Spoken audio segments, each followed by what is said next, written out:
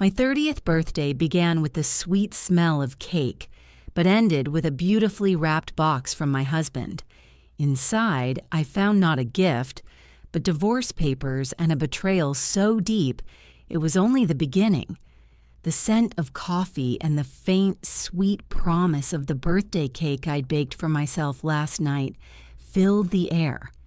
It was my 30th birthday, a milestone, and I was determined to make it perfect. My husband, Mark, had been quiet all morning, a strange, distant quality in his eyes that I'd been trying to ignore. I chalked it up to stress from work. He'd been working late a lot lately, coming home smelling of a perfume that wasn't mine, but he always had a plausible explanation. A new client, a late meeting, a team dinner.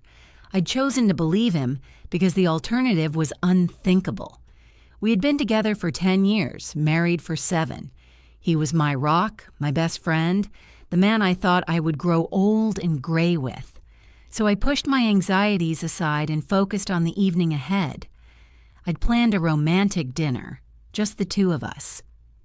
His favorite meal, a slow-cooked bolognese, was already simmering on the stove, filling our small home with the aroma of love and effort.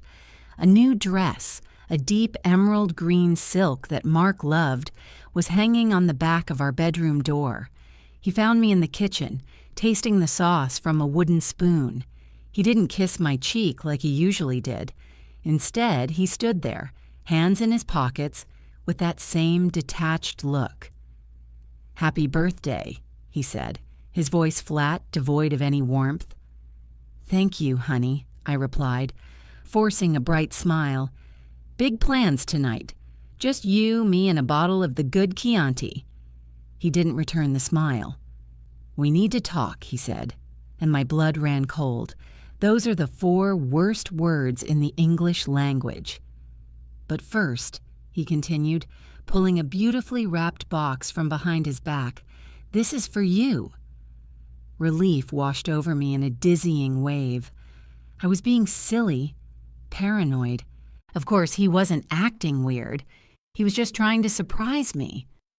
The box was stunning, wrapped in shimmering silver paper with a perfectly tied navy blue ribbon. It was heavy, substantial. My mind raced with possibilities. A designer watch? A piece of jewelry I'd been eyeing? "Oh, Mark, you shouldn't have," I gushed, taking the box from him. My fingers fumbled with the ribbon, my heart thumping with a mix of excitement and lingering unease. "Just open it," he said, his voice tight. I pulled off the ribbon and carefully tore the paper. Inside was a sleek, black, velvet box. My breath caught in my throat. It was definitely jewelry. I lifted the lid, my smile ready to burst forth, but it froze on my lips. There was no necklace, no bracelet, no glittering earrings nestled in the velvet. There was only a thick stack of folded papers held together by a binder clip. I stared at it, confused. "What is this? A joke?" I looked up at him, searching his face for a hint of humor, for the punchline, but his expression was like stone.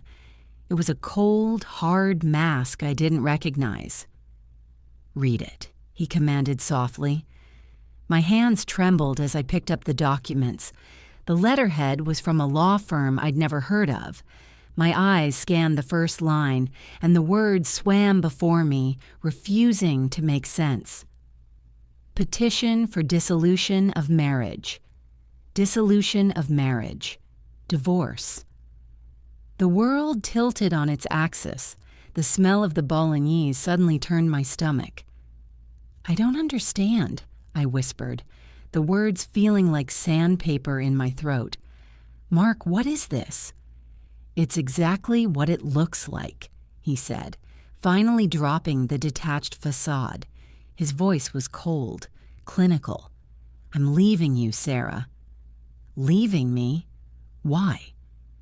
The questions tumbled out, desperate and pathetic. "Is it something I did? We can fix it. We can go to counseling.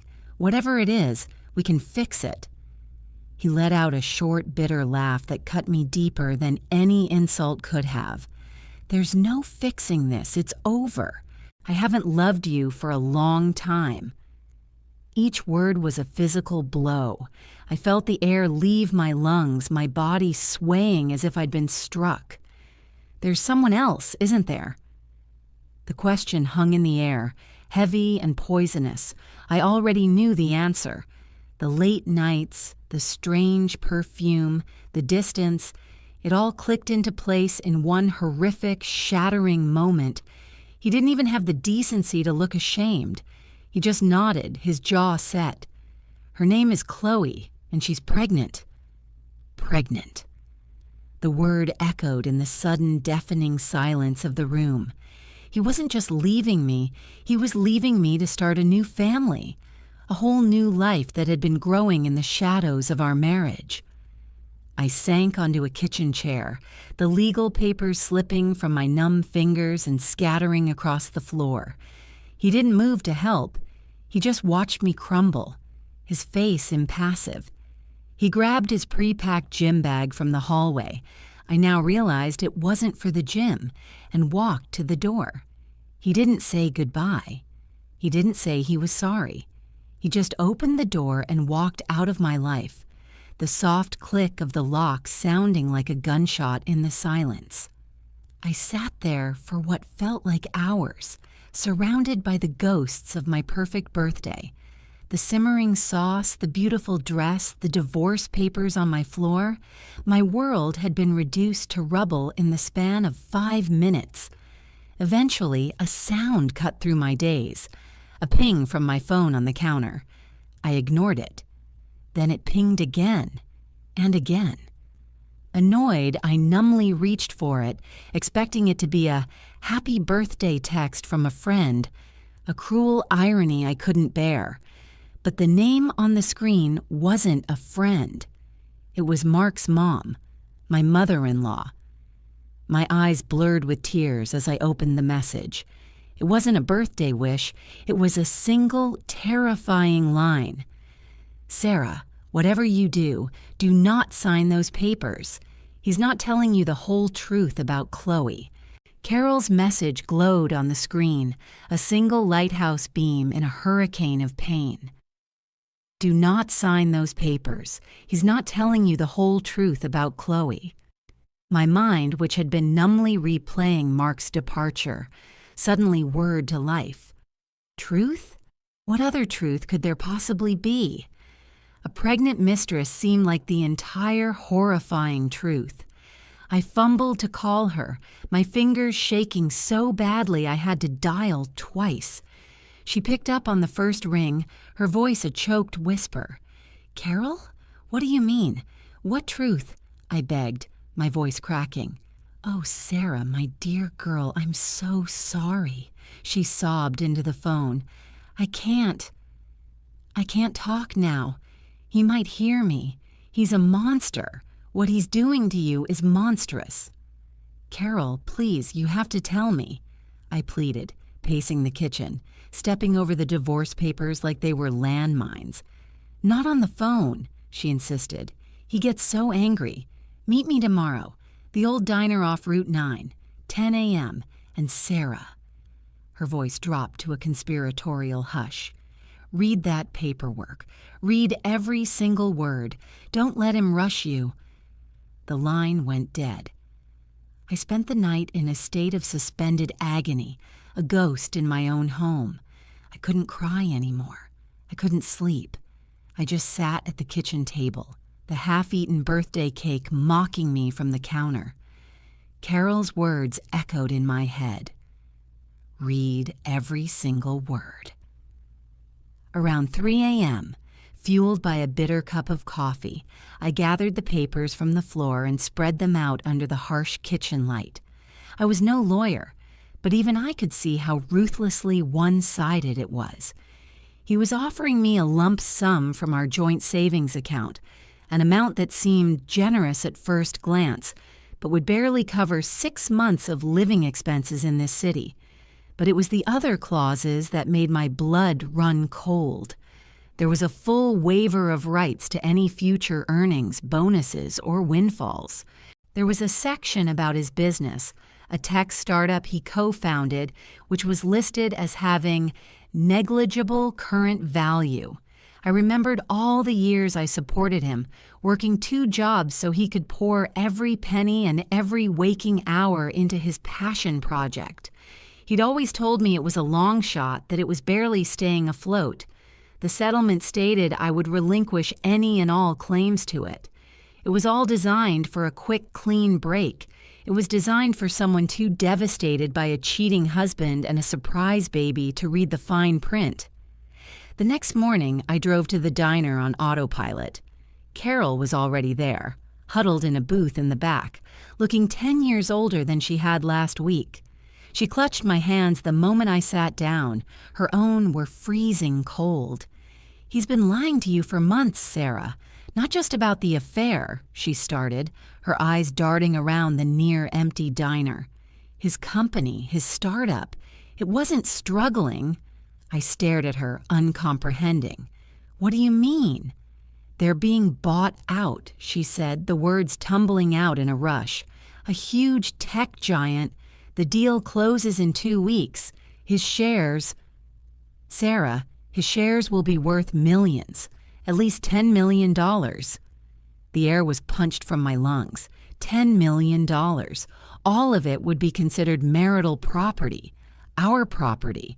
But if I signed those papers, I would see none of it. The timing wasn't a coincidence. This wasn't just a man leaving his wife for another woman. This was a calculated financial execution. The affair, the baby, it was all a cruel, elaborate distraction. A weapon designed to shatter me so completely that I'd sign anything just to make the pain stop. So he invented this Chloe to scare me into signing away my future, I said, the cold, hard reality of it settling over me like a shroud. A wave of nausea hit me.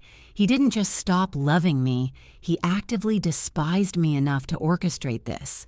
"The affair is real," Carol said grimly, her face etched with shame for her son.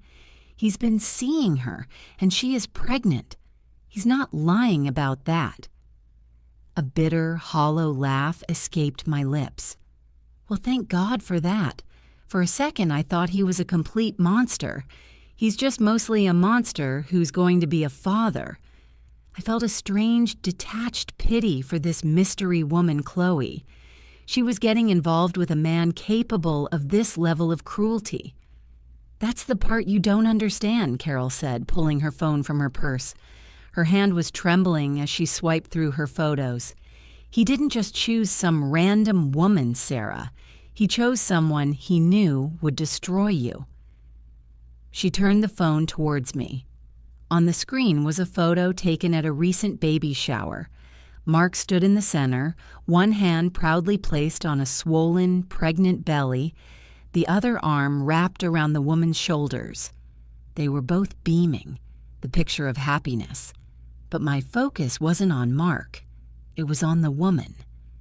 Her face, framed by familiar blonde hair, was smiling up at him. A face I knew as well as my own. It was my younger sister, Emily. The diner blurred around me. The smell of frying bacon, the clatter of plates, the low murmur of conversation, it all faded into a roaring in my ears. Emily, my baby sister, the one I'd taught to ride a bike, the one I'd helped with her homework, the one who had cried on my shoulder when her first boyfriend broke her heart. And Chloe? It was her middle name, a name she'd always hated, a detail so perfectly designed to conceal the ultimate betrayal. He wasn't just leaving me, he was replacing me with my own blood. The fury that replaced my grief was unlike anything I had ever felt. It was a cold, clarifying rage that burned away the tears and the self-pity. Carol saw the shift in my eyes. "Don't sign anything," she whispered again, her hand squeezing mine. "Get a shark, Sarah, a real killer." Oh, I did. I found the most ruthless divorce attorney in the city, a woman named Ms. Albright who looked like she ate men like Mark for breakfast. I walked into her office, laid the divorce papers on her polished mahogany desk, and told her everything. When I got to the part about the $10 million buyout and my sister, she didn't even blink.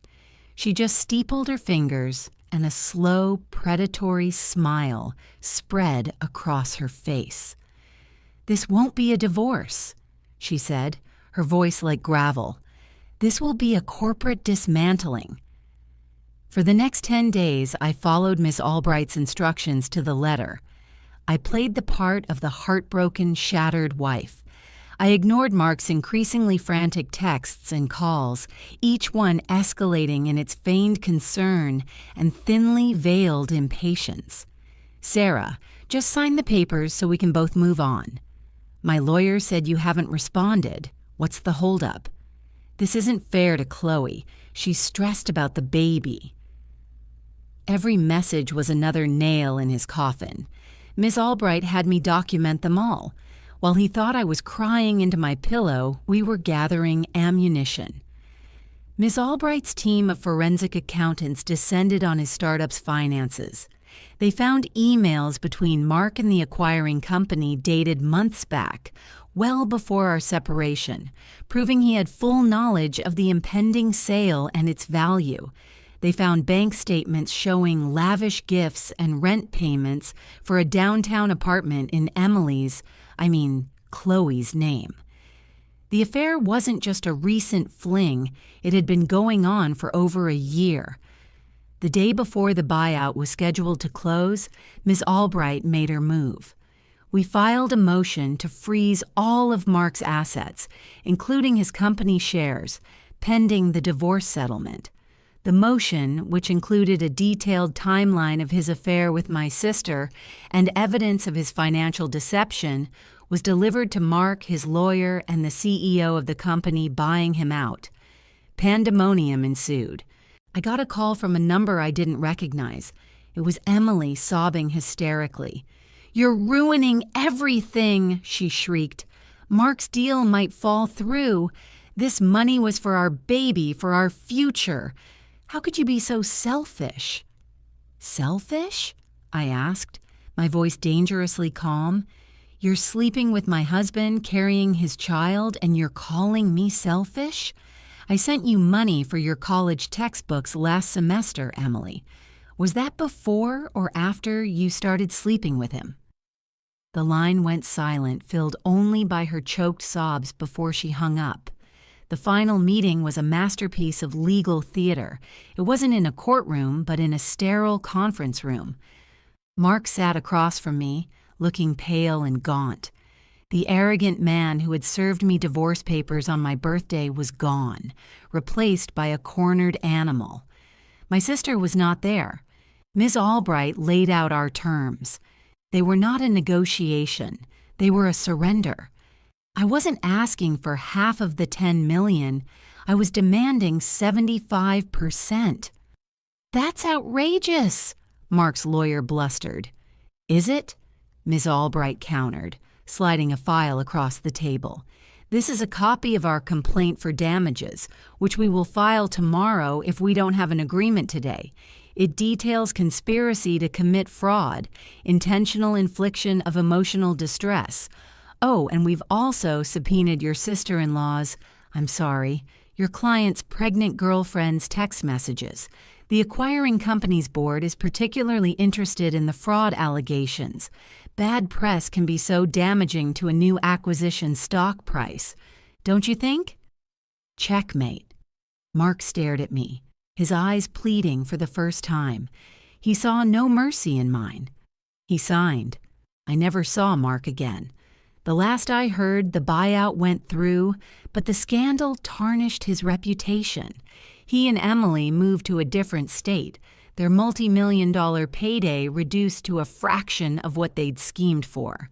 I got a single pathetic text from my sister, a few months later, with a picture of her baby boy.